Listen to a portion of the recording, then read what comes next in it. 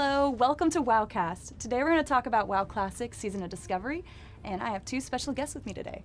I'm Nora Valletta. I'm a lead software engineer on WoW Classic. I'm Josh Greenfield, and I'm a senior game producer on WoW Classic.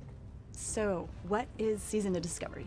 Season of Discovery is a interesting new twist on WoW Classic that sort of revisits and recaptures the exploration aspect of World of Warcraft and really encourages players to get in tune with Azeroth and really pay attention to their surroundings and pick up on things that might be different, things that might be new to them, and experience that with other players. Yeah, to add to that too, Season of Discovery, due to the kind of seasonal nature of it, it's a really great opportunity for us to take kind of a lot of risks and wild chances on things. And so also to kind of ask what if questions, like what if you could heal as a mage, or what if you could tank as a rogue or a warlock? And these are all super interesting twists on the class fantasy that we've sort of know and love about original World of Warcraft, and gives you a new way to approach, a new lens through which to view the original World of Warcraft world. How does a new character experience Season of Discovery? Is it different than WoW Classic? It'll be much the same as original World of Warcraft. When you first create your character, you'll kind of load into the game world at, say, Northshire Abbey if you're a human. You'll go kill wolves, kill a few kobolds, but when you hit level 2, pretty much right away, you're going to get your first quest to discover your first rune ability. And that's the first taste of the discoveries in Season of Discovery. So you complete that quest, you get your first rune ability, and these are usually really impactful rune abilities. But after that, the game doesn't really tell you what to do. It just kind of says, go find more. And that's really what Season of Discovery is all about, is going out and rediscovering the original World of Warcraft world. Can you explain more about what runes are? Runes are essentially abilities that players can find through various means out in the open world. There are 12 per class in the 1 to 25 leveling bracket, and there will be additional runes in later leveling brackets. Players will essentially, like Josh said, venture out into the world. They will work towards discovering these runes, and some of them are a little bit more involved than others. That being said, they are tied to some really cool abilities that players can mix and match. There are different rune engraving slots and, find interesting new ways to play their class. So how do rune discoveries play into the class fantasies? So if you can imagine yourself as perhaps a mage, right? Mages are able to manipulate fire, ice, and even time in some cases. And so you can imagine those discoveries for mages sort of playing into those things. You may end up having to manipulate those things over the course of having to discover and solve some of the riddles that will earn you some runes. Yeah, to add on to that, one of the things that we're really interested in with Season of Discovery is giving a little exploration to, how does, for example, a dwarf priest differ from a undead priest, and how would they channel the energies of the light and the shadow differently? And it's safe to say that that's going to play into some of the discoveries and some of the things you're going to need to do to find some of the priest abilities. What are you most excited about?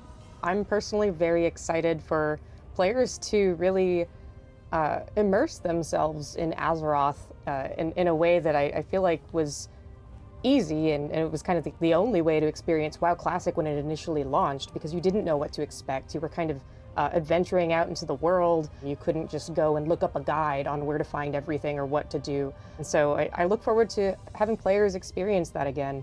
I think for me, the thing I'm most excited about is new raid and dungeon content. I'm a big fan of in-game raiding, and we've got some really amazing stuff coming in Season of Discovery. We talked about this at BlizzCon, that the first raid is Black Fathom Deeps, which is it's an iconic leveling dungeon that we've converted into a new raid instance. We've completely from the ground up rebuilt all 7 bosses in the raid. So cool. Yeah, it's so much fun. And we got a lot of great feedback from BlizzCon on this, and we're super excited for people to actually see the whole raid in the wild. Are there any adjustments from BlizzCon that you can talk about? Yeah, we've been listening to a lot of feedback ever since BlizzCon. We've been reading social media. We've been playtesting still internally amongst ourselves.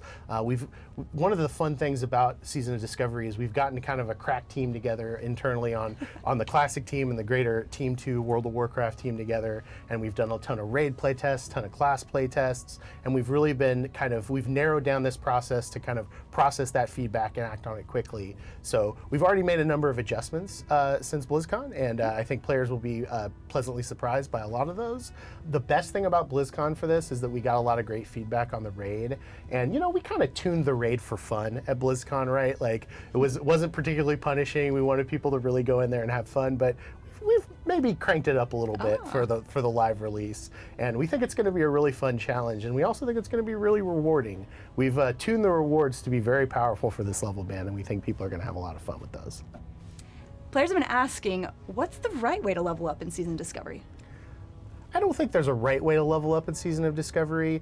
The leveling journey in Season of Discovery is going to be pretty similar to how it was in original World of Warcraft. You can do quests, you can fight monsters, you can also do dungeons. But the thing that we really do like about the season is that there's so much in the outside world that, you might find it as a little bit better use of your time to level in the outside world, to be able to find those runes and be able to keep your eyes peeled for wherever they might be lurking, over the next hill or in the next cave or crypt. And some of those runes will also encourage players to team up and solve puzzles together. Yeah. And so there is going to be a lot of collaboration involved, I think, between players. What are some unique approaches that you guys are taking with Season of Discovery? Yeah, I think that's one of the most exciting things about Season of Discovery is it gives us a chance to really try something daring and new. And one of the things we're really trying to do is keep as many of the discoveries that you're going to find on your class kind of hidden in a secret. And to that end, we're not having a public beta or a PTR. We're basically everyone's gonna experience it all at once together. It will be fresh for everyone. In those first few weeks, we're gonna see a ton of information sharing and secret finding communities pop up, and that's super exciting to us. Another way in which we're kind of experimenting here is that, as you know, there is a zone-wide PvP event in Ashenvale, and we have plans for other, zone-wide PvP events in the future as well. And we want to make sure is that everyone's on an even playing field. One of the things we're doing is we will be actually trying to enforce some amount of faction balance on Season of Discovery servers. Oh, wow. And we're leaving it all very configurable, so we're going to kind of keep an eye on the situation and figure out what kind of balance feels appropriate. I want to move on to another player question that I've been seeing, and that's how will class tuning work? So we very purposely, we'll be keeping an eye on all the abilities, on the PvP situation, on the raid, and making sure that nothing is too absolutely bonkers. But we have been prioritizing fun over perfect balance. There is some aspect to things kind of feeling a little bit wild in a game that I think is very fun and important to have, especially in Season of Discovery, where we're kind of going into this with this experimentation mindset. Yeah, particularly with the kind of level banded approach too.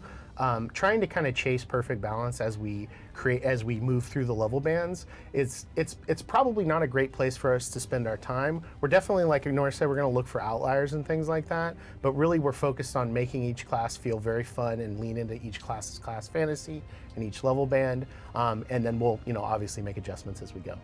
We've seen a lot of players talking about basically trying to science through all the abilities and trying to math out how they're gonna succeed in the 1 to 25 leveling bracket, and that's really awesome. But it's also hey, that's the first bracket. Yeah. Things may shift a little in the future brackets as you gain more abilities and and as the season progresses. So what is the next level band after 1 to 25? The level 25 to 40 level band. We're very excited about that. You're going to be able to get your 31-point talent, and you're also going to be able to go into a new raid. And we're happy to confirm that it is going to be Nomergon that you're going to go into at level 40. Can't wait for everybody in the party to get lost. Oh, I know, right? It is in Alliance territory. How will Horde get there? Yeah, one of the things we're doing with all the raids in Season of Discovery is we're actually, we're keeping the quests intact. We're kind of redoing them. In a lot of cases, we're upping the rewards for them. But one of the quests that the Horde has is to actually get a teleporter from Stranglethorn Vale to Nomergon. And so we're going to maintain that quest. And like you said, it is Alliance territory. So we're going to do a little something special for the Horde here so that maybe they're on an even playing field going that deep into Alliance zones. Speaking of PvP, as you're leveling through that, 25 to 40 leveling range, I think a very iconic zone for players, especially those who play on PvP realms, is Stranglethorn Vale. And so I don't know. That might be a really good candidate for another zone-wide PvP event. So with the new level ban from 25 to 40, what do players need to do? So I mean, the cap is just going to raise, so they'll be able to level to 40, and they'll level, the same way they typically would maybe in WoW Classic, with the exception of there being a lot more for them to kind of stumble upon in the world and unlock some additional abilities in that band. With your characters, what happens to them after Season Discovery?